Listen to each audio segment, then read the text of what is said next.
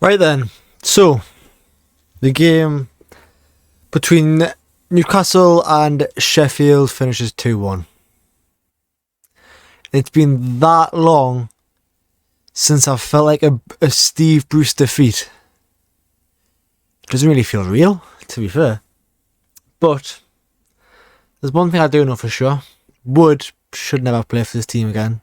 We've knew this for ages.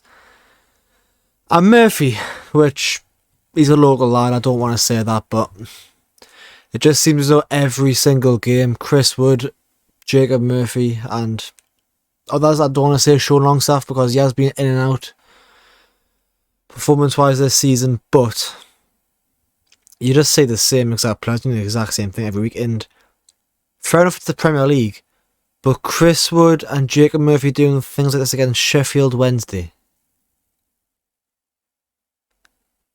I'm trying not to disrespect them, but they're in League One, and I know I said about match review, giving them respect. I am giving them respect, but a League One team, really, against third in the Premier League, Newcastle. The form we've been on, fair enough, not the same players. Eddie Howe made a couple of bad decisions today, given players who have hardly been on the pitch this season. Game time, they're going to be out of sharpness and everything, and a high physical side like Sheffield Wednesday, which, to be fair, I didn't know they were a high physical side. Yeah, it's quite disappointing because it's a bit like the Leeds game. We've set our standards so high, and when you see a result like this, it kind of just hits you as a surprise, really takes you back to the Steve Bruce days. Obviously, the performance wasn't like Steve Bruce. Well, the first half was. The second half performance, when Bruno, Trippier and Miggy came on, a lot different. You could see their quality. You could see them just finding space that none of the other players could. Wood, when he came on, I don't know why Wood comes on when Eddie Howe, if the whole entire fan base should be saying it, then how can Eddie Howe say that? I don't know what he offers in games that Eddie Howe can see, to be honest. Because every single time I see Chris Wood come off the bench, he's always doing something bad, making a mistake, or the one thing we brought Chris Wood in for is literally hoofing the ball up when we need to and him controlling it. And even when he tries to do that, it just fucking bounces off him. Yeah, not too sure. 25 million for Chris Wood as well. You'd expect him to at least be able to control the ball. Fair enough, that was his release clause. I'm pretty sure if it wasn't his release clause, you'd be paying no more than 10 million for Chris Wood. But the reason we signed him was to weaken Burnley. But then again,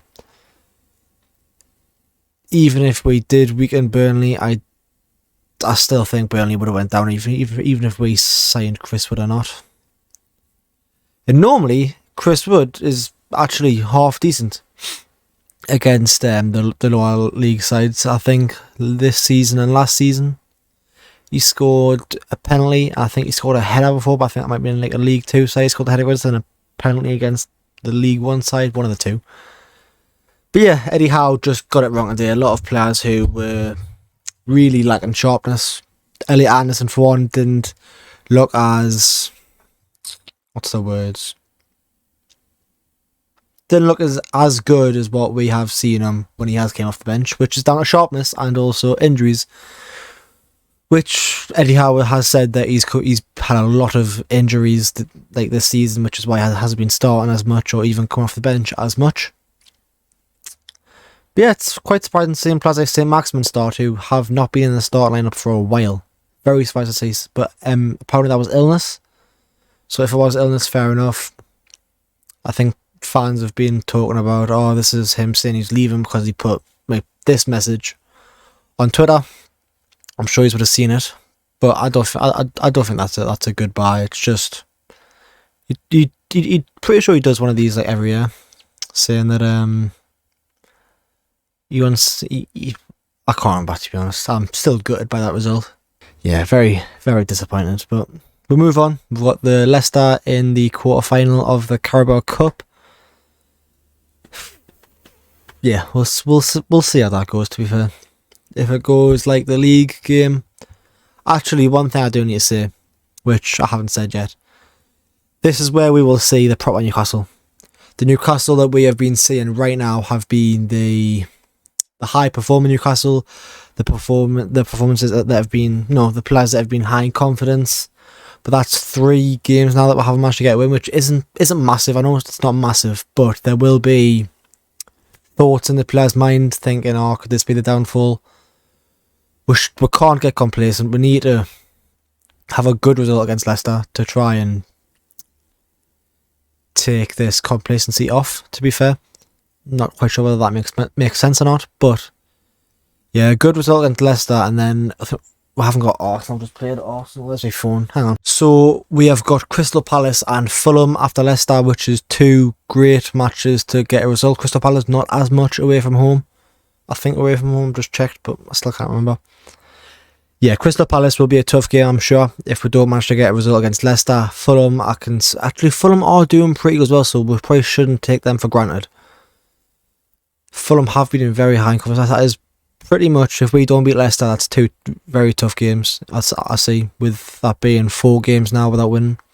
But we did beat Leicester 4-0, I'm pretty sure it was 4-0, last time I played them a couple of weeks ago. But yeah, that is pretty much it, lads. So if you did enjoy the video, you probably didn't, unless you like seeing me in a not a good mood, which I'm sure Sheffield Wednesday fans will probably be laughing. Which, fair enough, your team, Josh Windass, what a player. If that free kick went in,